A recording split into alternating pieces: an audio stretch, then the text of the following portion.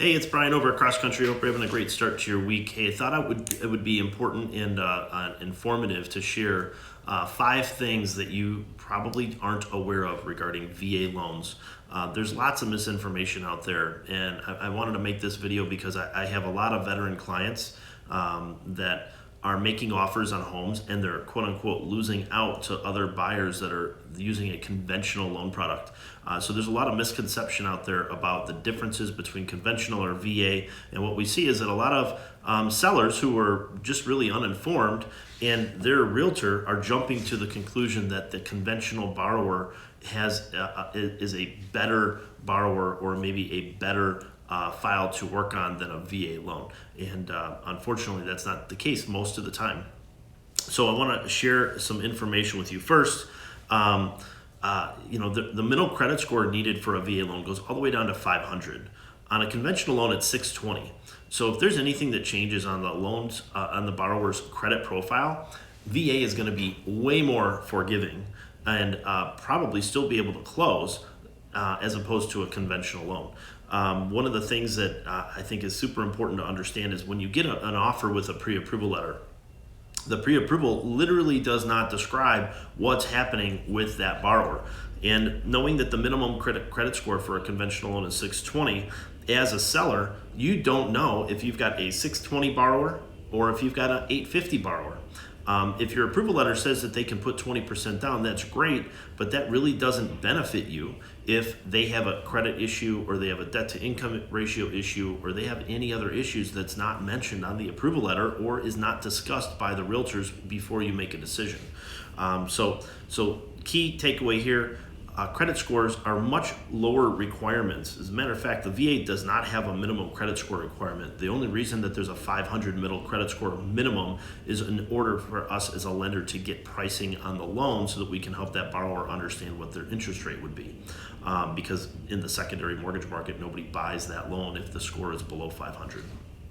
So number one, the credit score makes a huge impact. Number two, underwriting is way more flexible on a VA loan versus a conventional loan. Typically, the maximum debt to income ratio on a conventional loan is somewhere between 45 and 50%, depending on the borrower's credit situation and what their debt to income ratio looks like and how much money they have left over after they buy the home. Sometimes, depending on what the credit score is, they could be a conventional borrower that says they're putting 20% down, but the only way that they can be approved is if they put 20% down for that conventional loan. Whereas with a VA borrower, even if they have zero money down, they're approvable no matter what. So if there's any issues or changes with credit, if there's a debt to income ratio issue, what I want you to understand is debt to income ratio on a VA loan can literally go up to, I've had them go as high as 80%. Not that I want a borrower to buy a home that they can't afford, but for that family, the one borrower, just the husband, had his income was usable. The wife's income was not. So because we could not put her on the mortgage with him due to her credit history, basically we were still able to get the approval, even though the debt to income ratio for his income alone was 83%.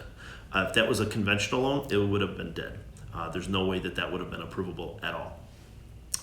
There's a whole host of other issues that are related to underwriting criteria for a VA loan, but the short story is the federal government wants veterans to own homes. It's a huge benefit for them to sacrifice their time and their resources and their lives potentially. They want them to have this benefit, and we want to help as many veterans as possible buy a home.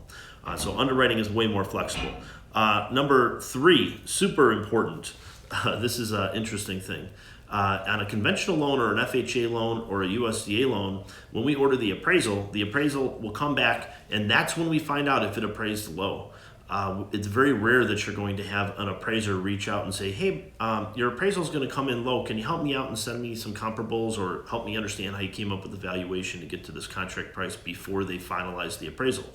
On a VA loan, if the appraiser is not able to come up with a value, they will literally reach out to us as the lender, and they will initiate what's called Tidewater. Tidewater is the internal name for this service that basically requires an appraiser to reach out to the lender so that the lender can help come up with comparables to support the value that we're trying to get appraised at.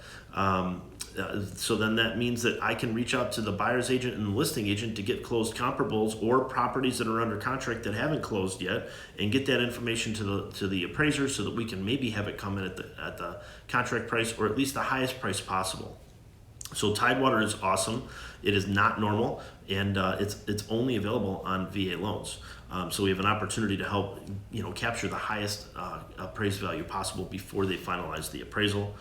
One other thing that I want you to understand is on a VA loan, it's zero money down. It doesn't mean zero cost though. So a lot of times what ends up happening is we'll have a veteran that wants to buy a house with zero money down, and then we'll use a 2 or a 3% closing cost credit depending on what the math works out to be for that borrower. That closing cost credit is obviously in the current market not a huge it's not a good thing for sellers most of the time, because sellers have people making offers without closing cost credits. But what I want you to understand is zero money down does not mean zero cost, and it also does not mean that borrower does not have any money. If you put money down into a home and you put $10,000 down, let's say it's a $200,000 purchase, that's 5% down.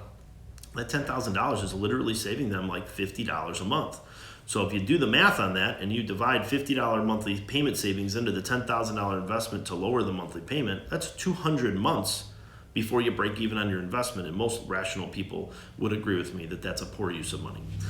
So the reason you see VA loans with zero or very little money down, if anything at all, is because the math just makes sense. It's better for the borrower. It's a better use of the money.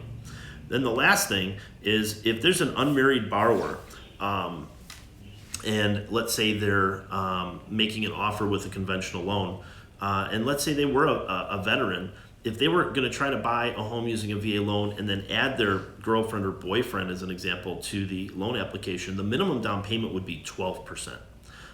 So that's a big down payment number for a lot of people.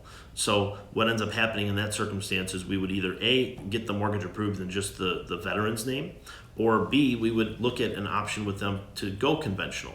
What I want you to understand with all these different scenarios and these 5 things is, just because it says VA does not mean that the conventional borrower that you have an offer from is better than the VA borrower. I would highly recommend investigating if you're not getting any information from the lenders about what's happening, so you can determine who is better. It's very common to see a lower credit score than you would expect on a conventional loan, even though your approval letter says that it's conventional 20%, 30-year fixed. Than what you could see on a veteran's loan application. So having a conversation with the lender and the listing agent, super important, or the buyer's agent, is super important. So if you guys have questions about this, don't hesitate to reach out to us. But moral of the story here, don't be afraid of VA loans. They're not as complicated as some make them out to be.